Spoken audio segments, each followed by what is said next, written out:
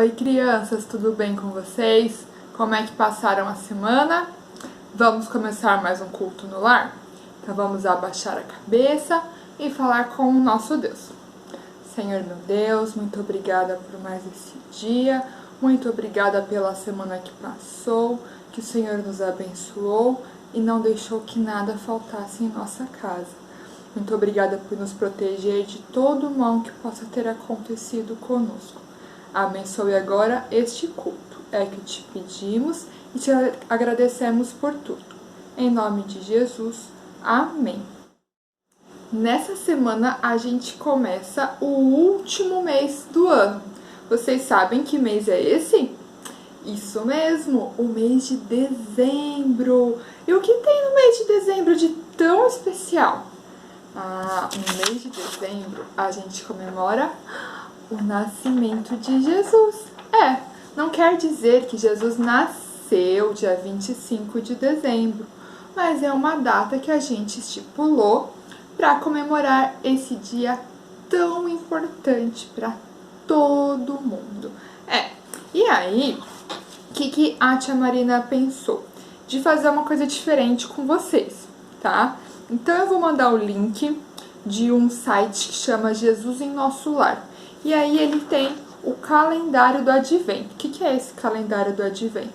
É como se fosse uma contagem regressiva, do dia 1º de dezembro até o dia 25. E aí vocês podem imprimir os cartõezinhos. Tem um cartãozinho para cada dia. E aí tem uma passagem bíblica, tem um desenho que vai simbolizar aquilo que vocês vão estudar nesse mês de dezembro. A gente vai voltar a estudar o Evangelho de Mateus, agora pensando na vida de Jesus, desde o seu nascimento até a sua morte e ressurreição. Então, eu imprimi aqui o dia 1, dia 2, mas tem até o dia 25 para vocês imprimirem, desenharem, pintarem do jeito que vocês quiserem. Depois vocês podem até colocar um varal assim na parede e aí vocês vão colocando todos os dias. Vai ficar lindo, vai ficar como se fosse uma decoração de Natal, tá bom? Então aproveitem e vamos estudar um pouquinho mais sobre Jesus. Agora no mês de dezembro também a gente vai preparar como se fosse uma cantata. Não vai ter cantata porque a gente não tá tendo culto presencial lá na igreja, né?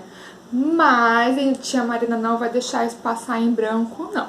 Porque eu sei que vocês gostam muito de cantar. Então eu já tô selecionando algumas músicas e alguns textos. Então algumas crianças vão falar como se fosse uma introdução da música e outras crianças vão cantar. E depois a gente vai montar um culto muito especial com músicas e textos de Natal.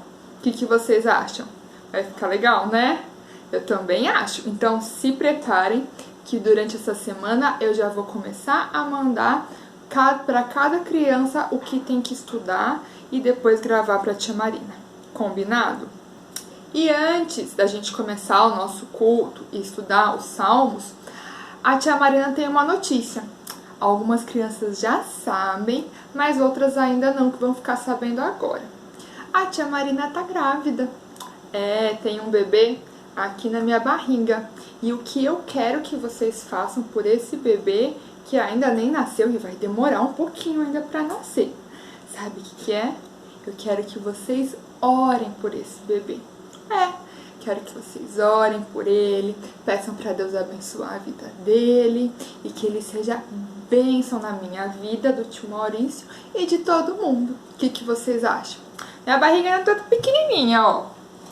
Nem tem barriga ainda. Mas logo, logo a barriga da tia Marina vai começar a crescer e aí eu vou mostrando pra vocês. Combinado? Então não esqueça de orar pelo meu bebê agora, tá?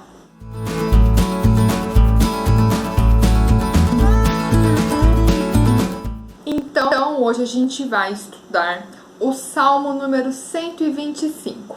Como a semana que vem já é dezembro, a gente já vai começar a estudar sobre o Natal e sobre a vida de Jesus de novo. Então hoje é o último salmo que a gente vai estudar, tá bom? Então pega a Bíblia, Procura lá, Salmo 125, pra gente estudar um pouquinho ele, tá bom? Ele é um salmo pequenininho, só tem 5 versículos, mas é um salmo muito especial, tá? Vamos lá? Ele fala assim: os que confiam no Senhor são como o monte Sião, que não pode ser abalado, mas permanece para sempre. Como os montes em volta de Jerusalém, assim está o Senhor em volta do seu povo, desde agora e para todo sempre. E aí ele continua falando assim: os maus não governarão para sempre a terra do povo de Deus. Se os maus governassem, até os bons começariam a fazer o mal. Ó Senhor Deus, sê bondoso para aqueles que são bons, para os que obedecem os teus mandamentos. Porém, quando castigarem os maus, castiga também aqueles que abandonam os teus caminhos.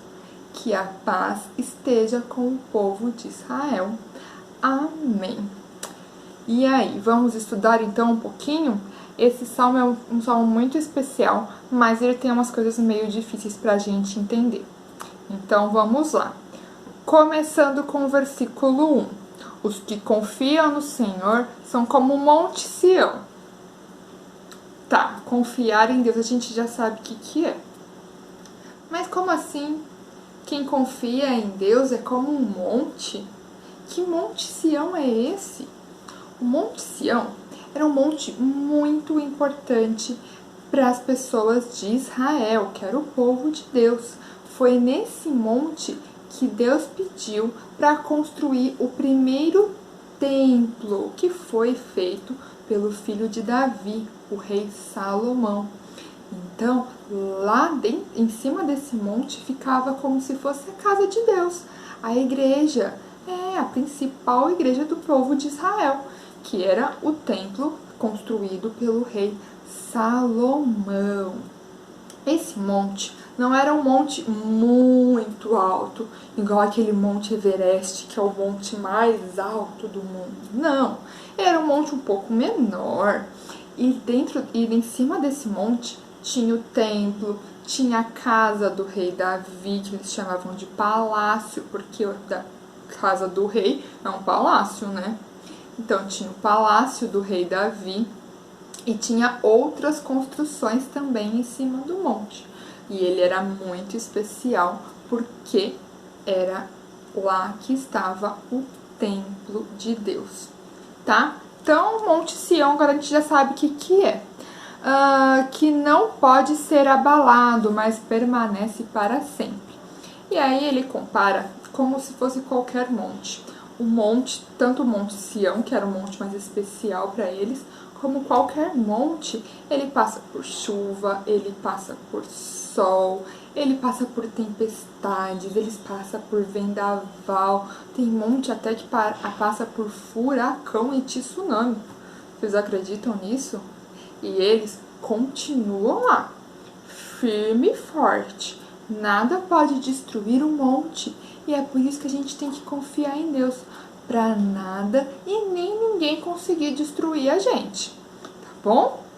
Vocês vão ver agora a imagem aí do Monte Sião, só que essa imagem é como ele está hoje, como ele estava antigamente, não tem como, porque nem existia câmera fotográfica na época. Então essa imagem que vocês estão vendo agora é o Monte Sião hoje. Olha lá quantas construções tem um monte em cima do monte. E vocês vão ver também, daqui a pouco, um vídeo falando também sobre o Monte Sião, sobre as coisas que tem dentro do Monte Sião. Tem uma muralha que foi construída em volta da cidade de Jerusalém, que é a cidade que é a capital de Israel hoje. Que é a cidade mais importante, onde morava o rei. Então, vou passar um vídeo para vocês também. Tinha um outro moço, ele ia falar sobre algumas coisas de Jesus também, porque essa cidade, ela foi construída lá na época de Davi e ela existe até hoje. As pessoas costumam ir lá porque muitas coisas da vida de Jesus passaram na cidade de Jerusalém. A gente vai lembrar a partir do mês que vem sobre algumas coisas que aconteceram também em Jerusalém. E aí, em volta de Jerusalém, tem outros montes também. Tem o Monte das Oliveiras e tem mais um monte de montes, que é o que fala o versículo 2. Como os montes em volta de Jerusalém, está o Senhor em volta do seu povo, desde agora e para sempre. O que ele está falando? Que Deus, ele está em volta do seu povo. Para quê? Para proteger, para cuidar, para não deixar que nada falte para o seu povo. Vamos assistir o vídeo e ver um pouquinho sobre Jerusalém, então, e o Monte Sião? Estamos aqui no Monte Sião, em Jerusalém. 8 horas da manhã, tá um friozinho gostoso. Estamos entrando aqui pela porta de Sião, que é esta aqui, né? Há várias portas em Jerusalém, por exemplo, o portão de Damascos, que dava acesso à cidade de Damasco. Portanto, no passado, as pessoas que fossem para Damasco era mais fácil sair pelo portão de Damasco, que estava na direção já, no rumo de Damasco. Ou o portão de Jafa, por exemplo, que estava já no rumo de Jafa, né? Tinha um portão, a porta formosa do templo, o portão dourado, porta do lixo, porta das ovelhas, que está em São João, junto ao tanque de Betesda, junto à porta das ovelhas, um tanque que chama-se Betesda, né? Então, várias portas. Essa aqui é a porta do Monte Sião, que dava acesso ao Monte Sião. Aqui, olha, tem essa abertura, no muro todo, nas muralhas todas da cidade tem essas aberturas, chamado agulhas, né? Essas agulhas eram onde os flecheiros, os soldados, se postavam para defender a cidade. Então, eles ficavam aqui em cima e daqui de cima, desse patamar, eles atiravam flechas aqui para defender o portão da cidade. Em toda a muralha você vai encontrar as agulhas que Jesus falou. É mais fácil um camelo passar pelo fundo de uma agulha do que um rico entrar no reino do céu. Ele não está dizendo que o rico não terá salvação. Ele está dizendo do rico avarento, porque há outras passagens na Bíblia que fala da riqueza como um dom de Deus. Então, quando ele fala do camelo, um camelo não passa naquele buraco lá. Aqui tem outra, olha, outra daqui de cima. Agora estamos dentro das muralhas. Então, o flecheiro que ficava ali em cima, ele defendia a cidade através daquela abertura que chamava agulha. Então agora, aqui no Monte Sião, sem desligar a câmera, eu vou mostrar para vocês em 2 vídeos, 2 ou 3 vídeos, como que circula pelo Monte Sião. Então aqui, olha a outra agulha, essa aí tá fechada, ó. Tá vendo aí? Não passa um camelo. Essa aqui na realidade tá mais aberta porque tá quebrada. Mas era assim. Vamos sair porque andar aqui nas ruas de Jerusalém, a Jerusalém antiga, porque a capital de Israel, que é Jerusalém desde a época do rei Davi, a moderna capital, está cercando a antiga Jerusalém, entre muros, né? Entre muros fica praticamente no centro de Jerusalém. Então aqui andando por essas ruas,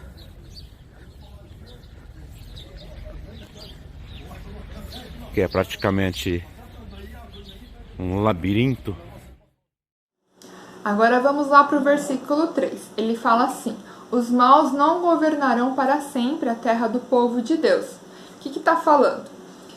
Teve um tempo na história do povo de Israel que reis maus governaram o seu povo. E não foi um só não, foram vários reis maus. Mas Deus fala que eles não governarão para sempre.